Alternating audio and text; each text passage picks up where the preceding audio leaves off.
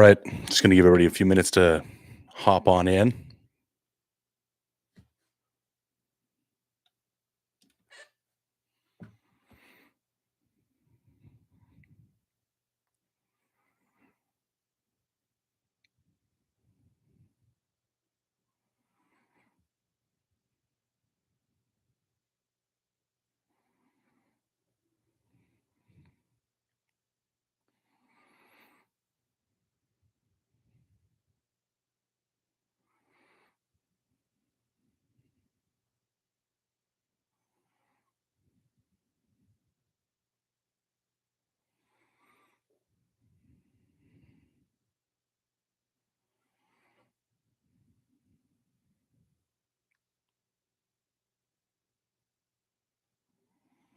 All right, just going to give it another couple minutes. Give it 1 or 2 more minutes, and then I'll get started. Been quite the day.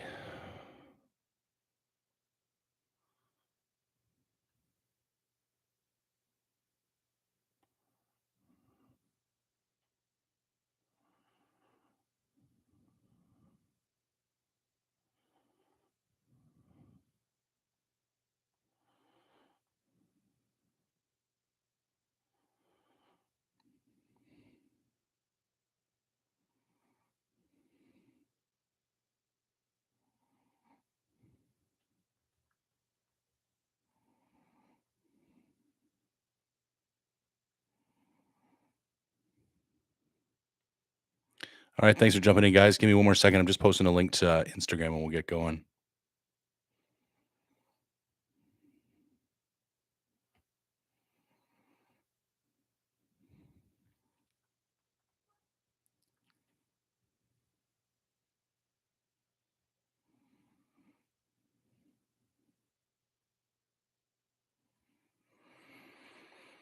All right, let's do this.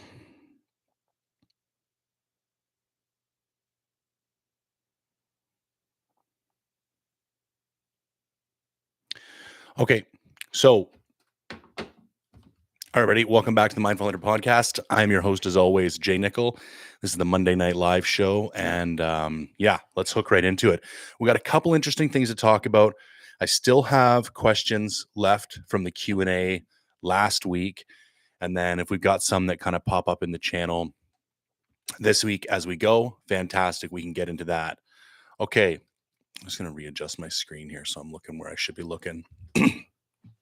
Okay, right out of the gate, the interesting talk of the day is this, I guess, surprising news, conflict. I don't really know what you want to call it because there still hasn't been a like an official release from the provincial government as far as what's actually going on up north, and I don't know, what's rumor and what isn't rumor. So first, what I'm going to do is just give a brief outline of what the news was, and then I'm going to tell you what I've learned since then, and then I'm going to speculate as to like what that could mean and what the implications may be. So for starters, the actual release is, or the BC Wildlife Federation put out a video, and maybe if somebody's listening in the channel, maybe just give me a thumbs up on the little chat and let me know that you can hear me and see me all right. Otherwise, I can go to my channel and just have a quick look and make sure.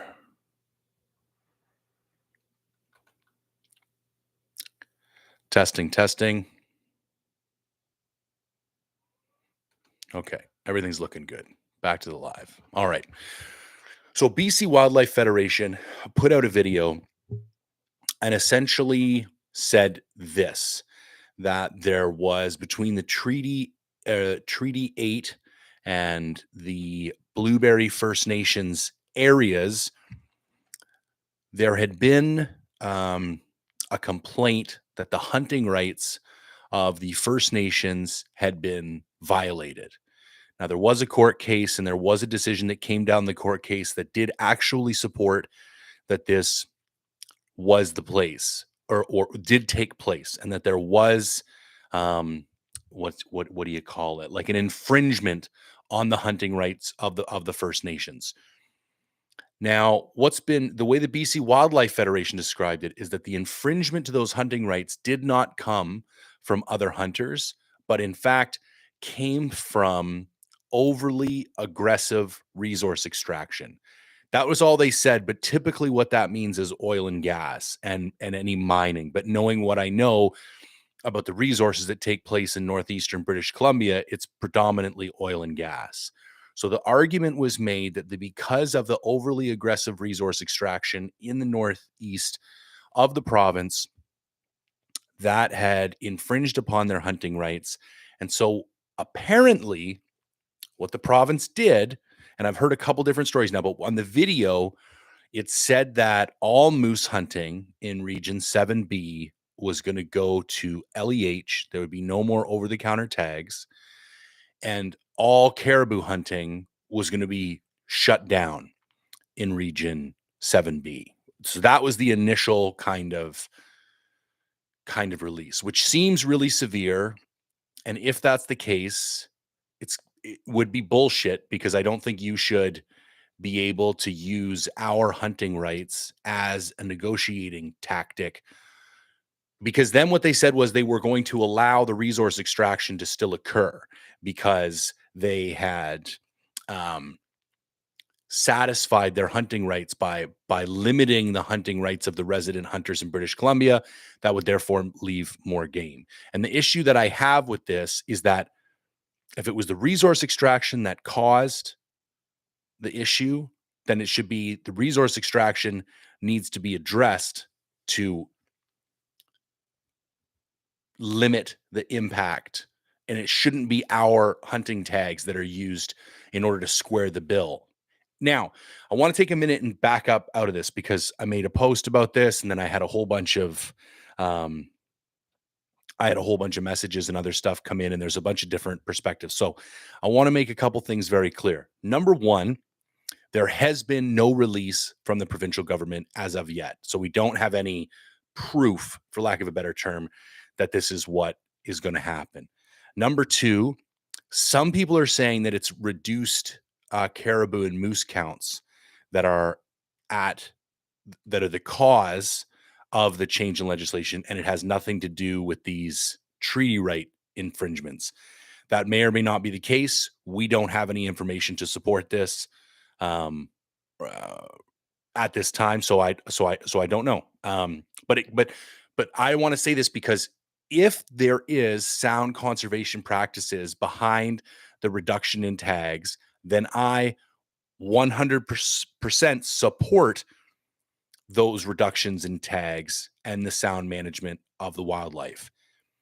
However, I did have some information shared with me today that leads me to believe pretty firmly that that's not the case, and that this is more of a negotiating tactic. Now, there is also another, and I want to say rumor, because this hasn't been substantiated by the provincial government or any, reputable news outlet, that what's really happening is that the management of the wildlife is being given over to First Nations in certain areas. This rumor's been going around for years. I've heard it from some kind of reputable people, which is what makes me think there's a little bit of teeth to it. And there's precedent, and that precedent is logging. And so when there has been provincial logging rights on areas that overlapped with treaty rights, it is not, and I was in forestry for 15 years. I've worked for many First Nations. It is quite common, actually, to give the management of those logging rights back to the First Nations. And then they make decisions about, annual cuts, and they're the ones who receive the money, but they also then have to pay for, the management of those areas. And so that has happened before. So it's not out of the realm of the possible. Apparently, the provincial government is supposed to be making an announcement by next week. I've got a request in to have the executive director of the Wildlife Federation come on the podcast, and they want to wait until the province makes this announcement, which, to be honest with you, I fully support, because I don't want to dive too much deeper into this until we have both sides of the story. If it really is the case, now there's one more really important piece of information that would just randomly came in today that is almost like one of the most credible pieces of information. So I was supposed to be taking my old man on a caribou hunt in northern BC in September. In British Columbia, when you want to have a non-resident, he lives in Ontario, a company you want to hunt, you have to file a permit to a company. And you basically fill out all these forms, and then you can buy tags for and have a non-resident under your supervision, and you can go hunting. I've done this with my old man once before. So I filled out all the paperwork, and I'm not going to say where we're going, but this is in Region 6, which is west of Region 7. And I had thought all of this kind of conversation was circulating around Region 7, and that Region 6, nobody had even said anything to me about there being impact in Region 6. And when I'll read it to you guys live on the air. So basically, I got the response from the province today about my permit to a company. And I want to preface this by saying I've filed one of these before, and I filed it equally early in the year. It was like maybe not February, but it was like March or April or something like this. So I get this email. Good afternoon, John. Thank you for your permit to a company application. We have placed your application on hold pending the new regional restrictions for Skeena for the upcoming 22-23 hunting season. As this season does not actually start until July 1st, 2022, the restrictions have not yet been established. There are some potential changes to the restrictions for the region, but they have not been finalized. At this time, we are recommending delaying any PTA applications for caribou for the entire region until a decision has been made on the direction the regulations will go. We will advise you when a decision has been made and will either issue your permit at that time, or we will contact you to see if you'd like to make any changes to your application if we are not able to approve your choice. So pretty clear. And let me preface this. When I filled this out for elk for my old man before. So regulations come out every year in July. You can apply for these permits before the regulations come out because it's an over-the-counter tag, and there might be some changes, but it's never like over-the-counter tags are just going to disappear. Or is it? Because that's the only change that could occur in this regulation that would allow. So it is very possible that we're just going to lose caribou hunting in Region 6 writ large. Maybe there will just be a couple of units, and they're worried that the unit I picked is one of them. Hopefully it isn't, because if the population numbers are that low in there, then I probably picked a pretty shitty unit to take my old man hunting. But or they're aware of what's going on with these treaty negotiations, and they've been given instructions that nobody, you shouldn't be giving, permit to companies to anyone for caribou for these regions. Now, what I thought was interesting is that I did fill out a permit for caribou and one for moose, and they didn't mention the moose at all. So maybe the moose is not affected in Region 6, which would be good. So anyways, I wish I had some more conclusive evidence. Here's the thing. I don't normally jump on bandwagons. I normally wait it out a little bit, get both sides of the story, kind of see where the tide's shifting, and try and make sense of it, because normally the emotional support that everybody gives things right at the beginning, it is like a little irrational, and it takes a little time for everybody to settle down and to make sense out of what is going on. I think there's a lot of similarity with like what's going on with the truckers right now.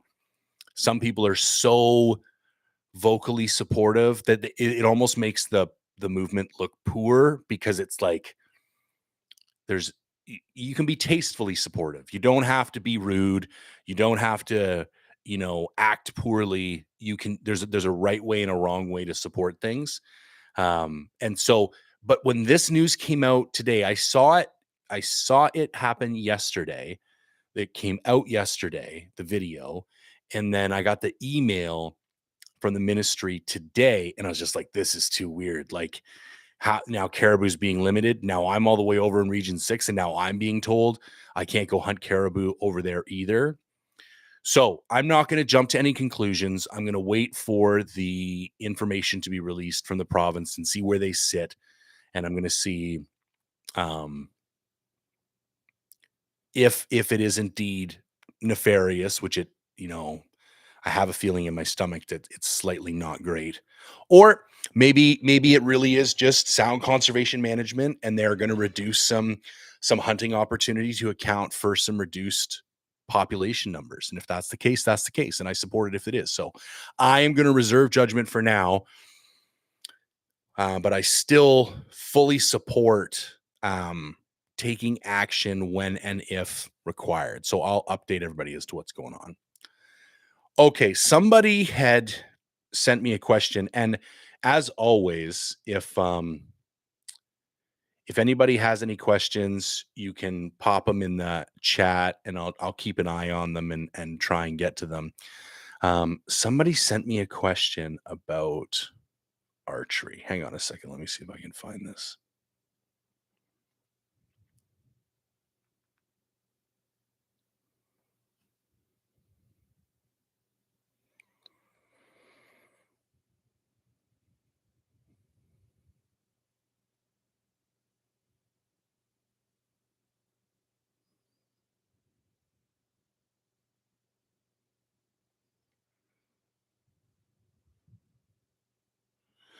All right. Well, I can't find the initial question, but it kind of doesn't matter because all the guy um, had wanted to know was um, okay. No, that's not him. All right, screw it. Stop looking. All the guy had wanted to know is advice on a first bow.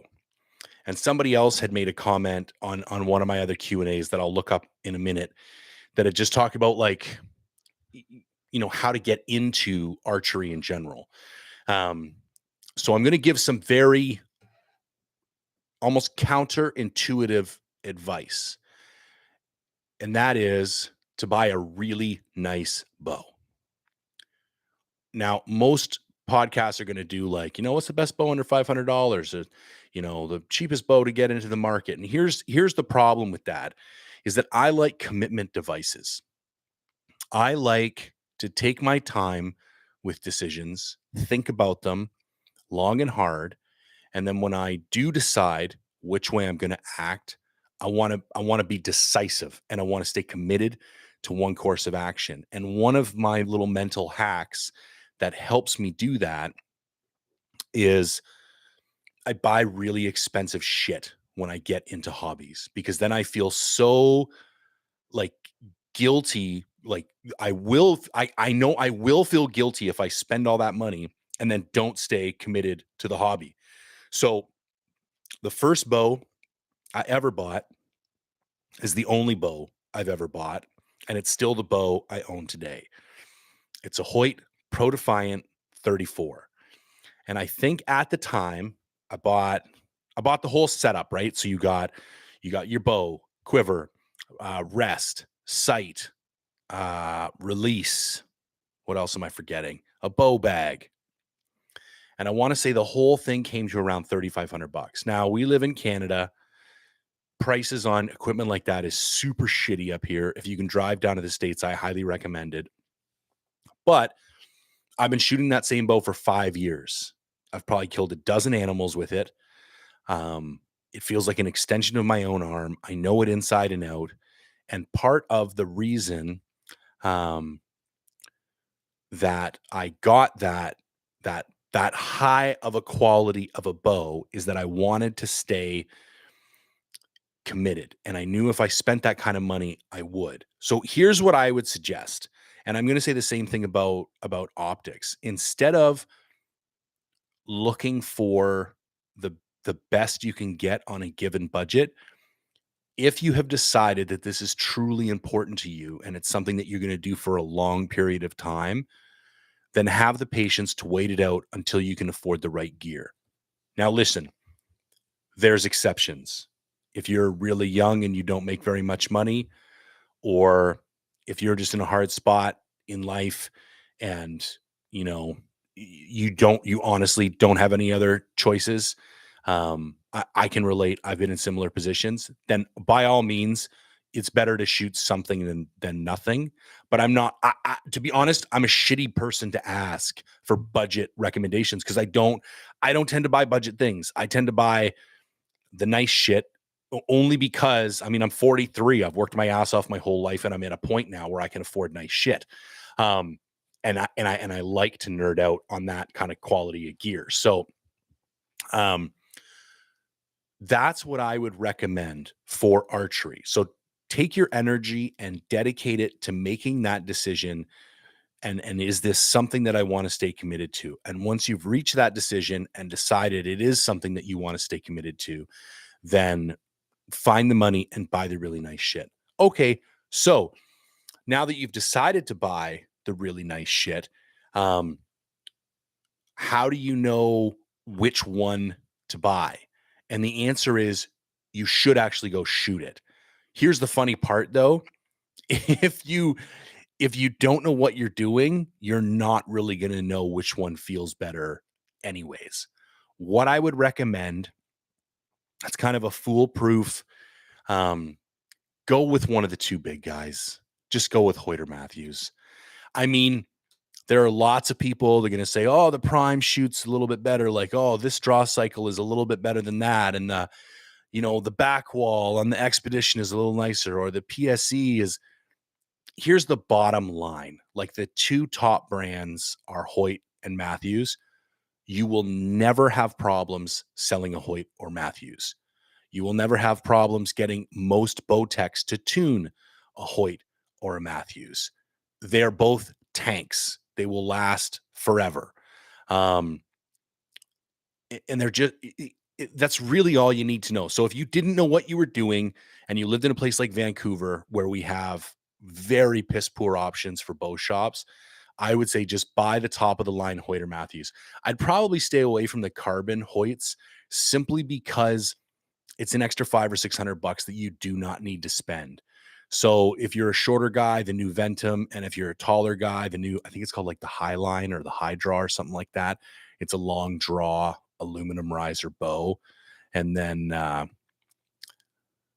if you are a Matthews guy, I think that the new V33 series is where it's at. In fact, if I was going to buy a new bow this season, um, that is probably the direction that I would go. I shoot Hoyt now, but I like the look of that Matthews, and I think that's what I would do. Now, if you kind of know what you're doing and you have shot a couple bows and you live in BC, I recommend going on a road trip. This is like my kind of dream spring road trip. I'd like to go down to the bow rack. Um, because they've got everything under the sun sitting there. And I would love to shoot the Prime, the Hoyt, the PSE, the Matthews, um, all of them. I have been shooting long enough where I can tell the difference between what I like and what I don't like. And I'd love to get it set up on spot by Bowtechs that actually know what they're doing and then drive home. That's what I would recommend doing if you, for the next guy up who's had a bow for a couple years and is now looking to step into something a little bit nicer. Now, let's continue on that question. I'm gonna go look up. I saved the Q&A from last week because I wanted to have a couple in my back pocket. No, that's for the sleep. Yeah, I'm gonna record a sleeping bag review for the Kelvin Aerolite sleeping bag. That'll be out this week. Okay, Here we go. Tips for a beginner archer. So I'm gonna make this like a two-part, or I'm gonna aim this at two types of people: the beginner archer and the archer who hasn't shot yet this season, because I think the approach to practicing is surprisingly similar. Now, one note I'm going to make: when I bought my first bow, he sold me a 65-pound bow, which is just a stupid thing to do to somebody. This is why I have a problem with the bow shops in Vancouver. It doesn't make any sense. He could have just sold me a 70-pound bow and dialed it back to 65 while I got used to it, and then we could have ramped it up to 70 and I would have had a decent bow. But because I bought 65-pound limbs, once I got used to shooting my bow, of course I wanted something stronger, so I went and bought 80-pound limbs. If you have an 80-pound bow, you need to be a little bit extra careful when you start getting back into the swing of things, because you will not blow your shoulder out, but you just have a lot higher likelihood of getting some type of repetitive strain injury, because it's a lot of bow. I shoot 80 pounds. Do I think you need to shoot 80 pounds? Probably not. Um, it's probably more bow than I need. But it feels pretty damn good when you smoke something at 30 yards with an 80-pound bow and a 560 grain arrow, and it sounds like a baseball bat hitting a pumpkin. Um, but that's beside the point. Just take everything I'm going to say with a grain of salt if you are pulling a really heavy bow. I believe in more frequent, shorter practicing sessions for a very good reason. So, as a hunter, the only shot that matters is the first shot. And the problem is, most of the way you see people train, they're training like they're archery hunters. Now, archery hunters need to go drop, I don't even know, whatever it is, depending on if they shoot 3D or Vegas. Let's just say 50 arrows. Let's say on average at a tournament, you need to shoot 50 arrows. So these guys need to be in a place where they can go shoot 50 arrows with relative consistency. That is not what you need to do as a hunter. What you need to be able to do as a hunter is rock up to a situation stone cold, probably haven't pulled your bow back in 3 days because you've been in the backcountry and you haven't shot anything. And then you need to see something, and within 2 seconds, you need to put your game face on, you need to draw it back, and you get one shot, and that's it. So you need to be practicing for that type of environment, not 50 arrows over 3 hours. Now, all that being said, I'm not saying you only go to the range and shoot one and go home. But what I am saying is, it doesn't do you any good to be warmed up and shooting the way you need to shoot by the 20th arrow. I always judge my progress by the first arrow of the day. I'm only as good as my first arrow. So if my groups are 50% tighter by the time I get to arrow 20, doesn't matter, because that first arrow was the only arrow that was going at the animal. So that's the one I'm the most critical with myself. And that's the shot that I'm training for every time I go to the range, which is why I like shorter, more frequent sessions. Even with how many arrows you shoot at an end. So what I used to do is go to the range and have 6 arrows in my quiver, and I would shoot all 6, walk down to the end, walk back, shoot all 6, walk down to the end, walk back. And I would shoot as many as I could until my arm started to blow out, thinking the more arrows I shot, the better. I also don't agree with that technique anymore. I agree with training your body and mind to feel comfortable in physical situations that produce success. So it's like, I want to train my body and my mind to feel a certain way. And that's like warmed up, but not burnt out. It's shooting good, and focused, but not bored. It's like that middle of the road. So now what I do is I typically don't shoot any more than 4 arrows an end. And when I'm just getting back into shooting for the season, like I've taken the winter off, I typically don't shoot any more than 20 arrows in a practice session. I might only go practice for 15 minutes. And I might only go do that 3, 4 times a week for maybe the first 2 weeks, because I'm trying to train myself mentally to respect every single arrow that I loose. Because if I'm thinking I'm going to go to the range today and shoot 200 arrows, you're just going through the motions. You're just trying to shoot as many arrows as you can so that you get through these 200 arrows and you can take your ass home. However, if you go to the range and be like, I'm only shooting 20 arrows today, and every single one of these arrows needs to be capable of killing an animal. And every time I'm outside of that sweet spot, that's a failure. And that's an animal that I would have injured and would have gotten away. And you approach it with like that level of focus and that level of determination, it takes you to a different place. And now here's the thing. I'm kind of going on and on about the psychological components of it, but really it's also the underlying physical components, because what I'm doing is training my body to know how to come to like full preparedness within that first arrow, so that when I'm out in the bush and I see that animal, boom, like my body knows what to do. I don't need 15 arrows to be loosed before my body's like, okay, now we're good. Now we're shooting in the 10 ring. I want that first arrow to go in the 10 ring. So just to recap, I wouldn't shoot more than 3 to 4 arrows an end. I wouldn't shoot more than, 15 to 25 arrows per practice session.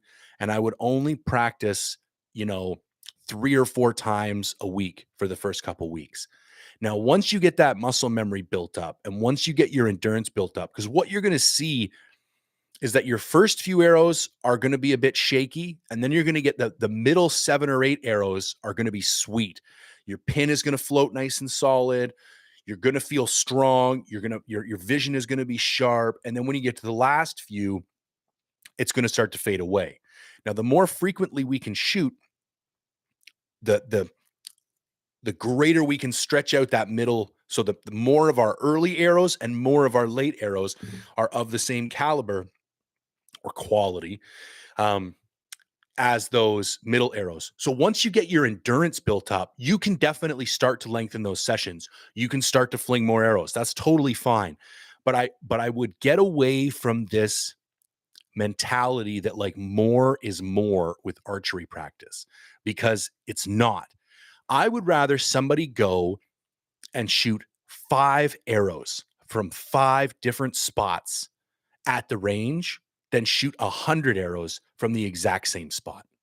Because that's what's happening in a real world archery situation. I've always been very proud of my ability to like come to full draw and maintain focus and clarity, because I've watched other people and it's not like that with everybody. And I'm not going to try and take credit for that. I don't do any particular mental training or anything. I've just always had a knack of like, I tend to keep my cool in stressful situations. I can remember every second of almost every single one of my kill shots. Like I can see the little hairs on the animal. I can remember when the release went off. I can remember the sound. Like I'm present for all of it. And a lot of people I've heard talk about it, they black right out. They won't even remember what pin they were using. They can't remember where they aimed. Like it's a bit of a shit show. And I think some of that is just genetics. Like some people are just wired better than others. But anyways, I'm being really long-winded when I don't necessarily need to be. Let's wrap this one in a tight little bow. If you're just starting into archery, I'd save up money and buy really good shit, because the better shit you buy, the more likely you are to stay committed to whatever task it is that's at hand. When you do start to practice, less is more. Think about every single arrow like your life depends on it. Don't shoot any more than 15 or 20 arrows a session. Don't practice more than 3 or 4 times a week. Once your endurance build up, I still today don't shoot more than 20 to 30 arrows when I'm in my peak. But I'll shoot every single day. And I might even shoot twice a day. Like that's when you really start kicking ass and doing those 20, 25 arrow sessions. You do one in the morning and the one in the evening. You shoot like that for a couple weeks, you'll be on fucking fire. Like nothing will be able to stop you. I would still go toe to toe with, and you do see guys like do this. Like you will see Haynes, like he'll just shoot 3 arrows. When you've been shooting as long as that guy did, like I support that philosophy 100%. You're not getting anything more after those 3 arrows. Okay, that's my 2 cents on archery. Once like my real archery practice starts to kick in, I'll do a lot more archery stuff. Okay, we had a couple questions pop up in the chat room. Joseph, good to see you. Thank you very much for the question, my friend. I know you're not really a quote unquote gun nerd, but I was wondering, are you going to be reloading, hand loading for your 300 PRC? Do you think ammo availability will be an issue for it? I like that round, but don't hand load yet and think it would be hard to find factory ammo consistently. So you're 100% right. It was one of my concerns actually. And I bought this gun from Omer at Precision Optics. And one of the things going into the deal was like, do you have ammo? Like before I even said, because I was looking at the same gun in a 300 Win Mag, which I feel more confident getting ammo for.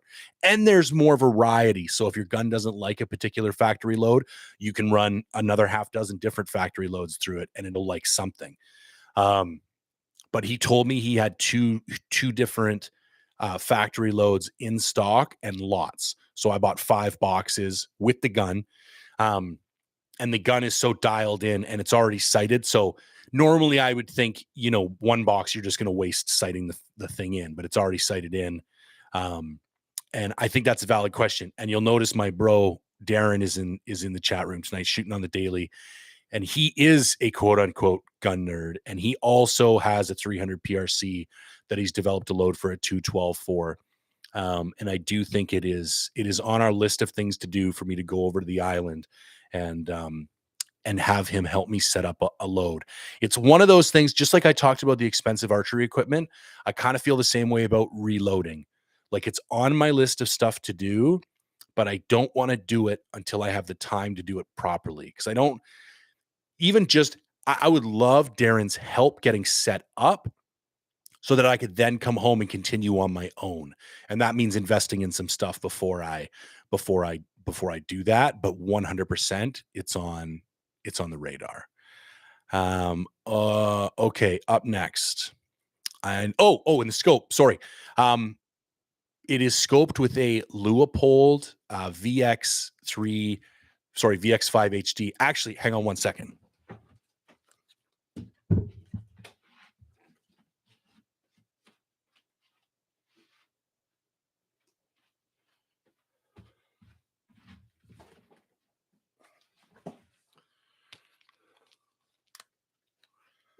So this is the gun right here.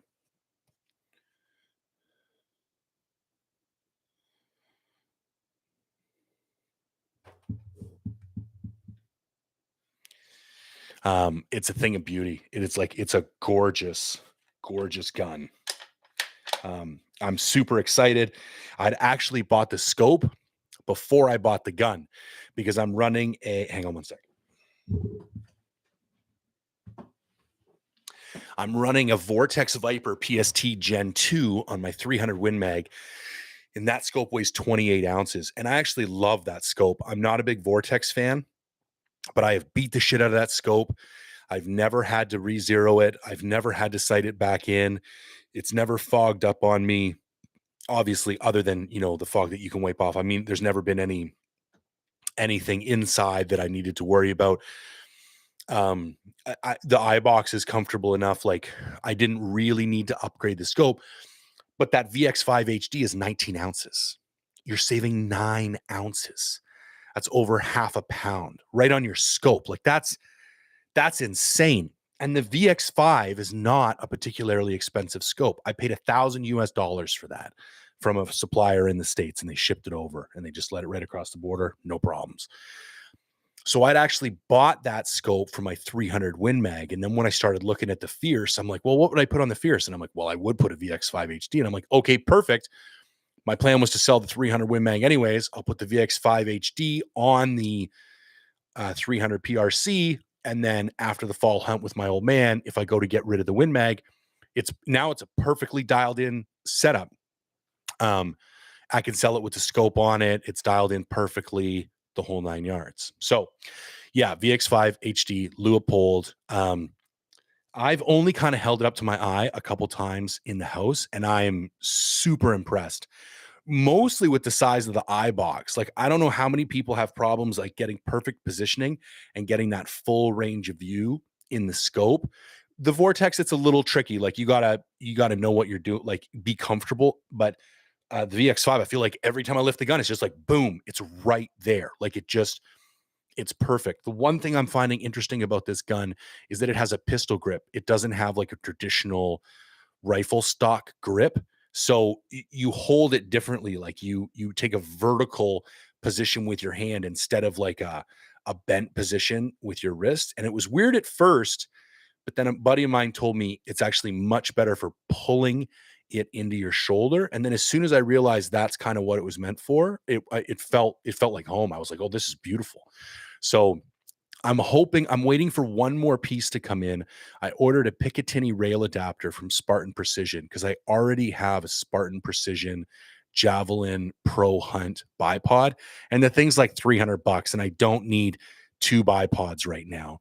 And because the Spartan Precision is detachable, I can put the Picatinny rail adapter on the Fierce, and then I can literally just swap the bipod back and forth. And I don't want to take this out to the range until I have the bipod, because I want to be able to take some shots out there that would replicate the shots I'm going to take in the field. So that should be here by the end of this week. So maybe next week I'll get to go to the range, and then I'll have some like groupings to share and some more information, and I'll do a quick uh like a first reaction video or my first thoughts. Okay, up next.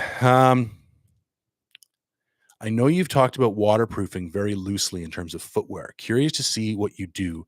I feel my regime is adequate, but definitely be improved for longevity. So I'm going to assume you mean like, what do I do to waterproof my boots? I have come full circle on waterproofing boots. So back when I was in forestry, the only thing that I would use was Obenelf's heavy duty LP, which just stands for leather protectant. This is like kind of famous on the coast. So when you work in logging and forestry in the coast, you always have to wear corks. And before anybody bought from Hoffman's or any of these places, like Viberg's half and halves are like the most popular corks you can buy. And they've got black rubber bottoms and then a black leather upper with like 15 lace holes in it. My favorite cork and bush boot still to this day. But it's just old school. There's no Gore-Tex, there's no bullshit. It's like 1.2 mil or 12 mil, I can't remember, nubuck leather. Like, it's just black leather. That's it. And then normally you wear the felt insoles. Otherwise, you tend to get blisters in the back of your heel where the rubber meets the leather. And so you would treat your boots basically every 2 weeks. Like, we would go in for shifts, 10 and 4s, 10 days on, 4 days off. And usually on my days off, I would treat my boots. And then you'd wear them for 2 weeks. You go home, you treat your boots. And you just do that over and over and over again. And you would use Obenelf's LP. Now, that is I think it's like a pine tar and a beeswax primary solution. Like, I've had really good luck with Snow Seal as well. So when you think about that, they're like really heavy duty compounds, and you're kind of loading up the leather with as much of it as you can, to the point where I'll heat the some bitches up with a hair dryer first and get them like warm to the touch, and then rub on the protectant, and it will like soak in. Lots of times I'll put on 1 or 2 coats, leave them out overnight or by a heater, let them all soak in, and then give them another one the next morning. So that's what I did for my boots for years. Worked all over, all kinds of conditions, never had a problem. And then last year, for my goat hunt, I moved into the La Sportiva Nepal GTXs, which are a full grain leather boot, but they also have a bunch of synthetic components on it. And on La Sportiva's site, it's like pretty hardcore. You want to use the Nick wax. So I'm like, okay, I'll use the fucking Nick wax. And it's shit. Nick wax is shit. It doesn't do anything, in my opinion. And I was okay on the goat hunt because the boots were so new. That's the other thing. Most people think their boots are waterproof, and it's like, yeah, well, how many miles have you put on? How beat up have you really taken these things, or are you still just surviving on the initial Gore-Tex um, protection? Because Gore-Tex blows out, man. I don't even really feel like Gore-Tex has that strong of a place in boots. I like nice leather boots, and then I'll waterproof the leather. So started to rely on that Gore-Tex and Nikwax, because Gore-Tex, certain compounds will break down the Gore-Tex, and having like silicone or beeswax or that kind of stuff, it clogs the holes. Here's what I mean. I'm here to tell you, fucking clog them, because it doesn't do shit after the first 2 weeks anyways. This is coming from a guy who has lived, hunted, and worked in the Pacific Northwest for the last 20 years. And if boots are going to get wet anywhere, they're going to get wet here. So I do the whole Nikwax thing, and then I go on my sheep hunt in last August, soaking wet feet. I'm talking like day one, we get out of the plane and there's like knee-high grass. And if you know, you know. Walking through that knee-high wet grass probably gets your feet wetter than almost any other thing on planet Earth. Even walking through a stream will not get my feet as wet as long as I'm moving quickly as walking through that grass. And it's because the grass is applying pressure. And that's the other reason that the Gore-Tex doesn't do shit. Gore-Tex works good when it's left alone in a vacuum. Like when you're wearing your rain jacket and it can just do what it needs to do, it works. But as soon as you apply pressure to the rain jacket, like if you start busting brush, the Gore-Tex breaks down, at least temporarily, because there are holes in both directions with the Gore-Tex. The only thing that's really deciding which way the water goes is a hydrophobic coating that is forcing the water out in one direction. But as soon as you apply mechanical pressure, the mechanical pressure outweighs the hydrophobic coating, and it just goes right back through the same holes. That's why every time you take your rain jacket on, wherever your backpack straps are is normally wet underneath. You think it's sweat, but it's not. It's because the backpack straps have like physically forced water through your rain jacket, which is another reason why I always say wearing rain gear is not about being dry, it's about being warm. Because when you're hunting, you're either going to sweat because you're hiking up a hill, or you're going to get wet because you've taken your rain jacket off. But either way, you're going to be wet, because if you're hunting in rain gear, you're going to get mildly sweaty. Anyways, I'm going off on a tangent. So my boots get like soaking wet to the point where like I thought my feet were going to start to break down, because my boots were just wet every single day. And we're talking like some of the nicest boots on the market. There's another caveat here to the treatment, and that's gaiters. So I go through all that sheep hunt, wet feet the whole time. I'm on the phone with La Sportiva on when I get back. I'm like, this is horse shit. These boots are $700. I had wet feet for a whole sheep hunt, and they're just bending me over a barrel. Like every now and then you luck out and companies will just send you new shit when you complain enough. This was not happening. And fair enough. I'd had the boots for almost a year. I'd been on like 3 or 4 pretty crazy hunts. Like, I get it. So then I'm like, okay, I'm going to do a test. And I have that mule deer hunt with Spencer that was in like last week of October. And it snowed like a blizzard essentially the whole hunt. But before that hunt, I caked them sons of bitches with that Obenauf's heavy duty LP, like 2 or 3 coatings, and I wore gaiters. That's the other key, because what happens a lot of the time is your pants are going to get wet, and then you're going to suck water down into your boots through your socks, because sock is just a wicking material. And if it gets wet up at the top, it's going to want to pull that moisture down into your boot.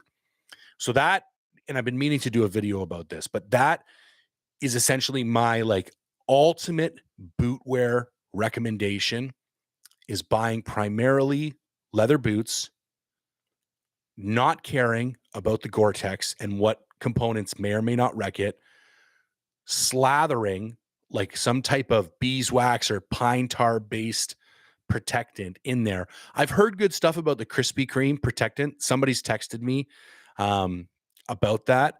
Um, and I've never used it personally. And personally, I don't really like Crispy as a company, but people did say they had good luck with it. So beat the shit out of them with that stuff, and then wear some gaiters. And I think you're good to go through almost any situation you can possibly imagine.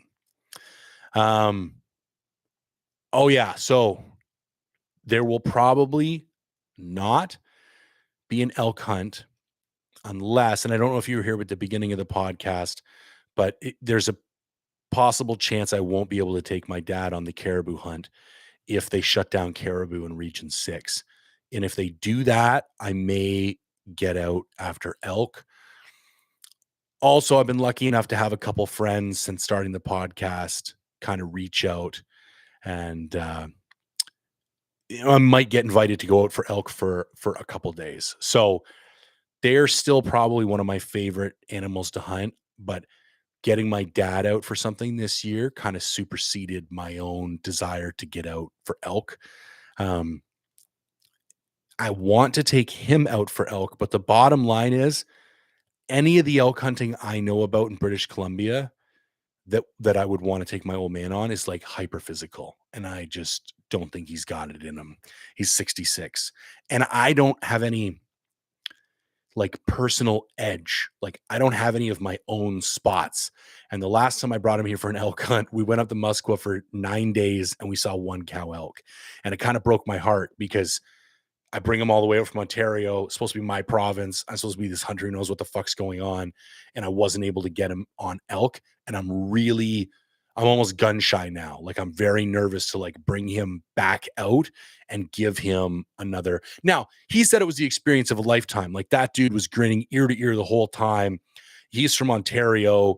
He's never been anywhere. Like if you've taken a jet boat 6 hours up to Muskwa, you feel like you've gone to fucking Narnia. Like it's next level. So he still had the time of his life, but that's not the point. I wanted to get the guy, you know, I wanted to get the guy an elk and I at least get some action, you know, as hunters. I don't even think it's as important to us sometimes to put one down as it is to just get a couple plays.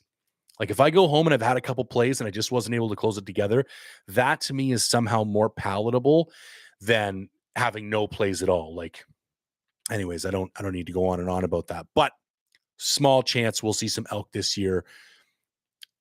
2023 is year of the elk. So for anybody who follows me, you know I build points in the States, and I've got, because of COVID and all the rest, I've got points stacking up everywhere. Like right now, I could guarantee a tag in Wyoming and Montana. And I probably have a 20 or 30% chance of at least one more tag between, you know, potentially Utah, Arizona, and Nevada. So I'm almost thinking like, how can I organize next year in 23? Like take the entire month of September off, put 2 or 3 tags in my pocket and just put together like the fucking elk trip of elk trips, you know, get a couple buddies and just go at it. So anyways, that I think is going to be my goal for 2023. The other thing is with my 14-day solo sheep hunt happening this year, I kind of felt like that was like enough kind of solo hunting, and I wanted to focus on something more kind of family oriented. All right, we've been going for a little bit here. Why don't we do one more? Maybe we'll do a couple more. This guy says, I'd love to hear anything you have to say on the topics of binos and solo shelters. So I can keep this one kind of quick and simple. And again, it's not going to be the most popular opinion, but when it comes to both, be patient and get the best you can afford. And you specifically ask about solo shelters. So if going into the backcountry by yourself is something that you want to get into, it's even more imperative that you take the best equipment that you possibly can with you, because it's dangerous. And if something goes down, it's not like you can just crawl into your buddy's tent beside you and get out of the rain. There is no other tent. You're the only one. Personally, I like Hilleberg. If you're going to talk about floored shelters, I've had really good luck with them. I really like the people. I was able to meet and have Petra on the podcast. I think she has an honest desire to build a good company with quality products that's going to be around for a really long time. That's really important to me. It's not just about the product. It's important that I like the people who stand behind the company. For floorless shelters, I really like Kafaru. I have their Mega Tarp, which is discontinued now. That's a great solo shelter. Um, if you stay in this game long enough, you're going to end up with a half a dozen shelters. And so instead of trying to think about what is the perfect shelter, think about what's the shelter that I'm going to be able to use for the most hunting possible. Now for me, for the first 4 years I did backcountry hunting, I exclusively used a tarp, like a floorless shelter, the Mega Tarp. I used it in everything. I had an ultralight wood stove for it. I used it in the snow in Wyoming. I used it in the desert in New Mexico. I used it everywhere in between. I used it in the Pacific Northwest. Um, Everywhere I went, I used a floorless shelter. I don't know, there were some drawbacks to it, but it was incredibly lightweight and it worked great. I don't know if I would recommend that for everybody. I would probably recommend something like a NEAC from Hilleberg because you can almost go in any condition in a NEAC. Whereas, other shelters, if you go all the way to a 4 season, it's going to be a lot heavier. And then so what? So now you can do a late season winter hunt. How many people are actually doing late season winter hunts? With a NEAC, you can get all the way into October, November, no problem. And then you're doing spring bear again, back out on the other side.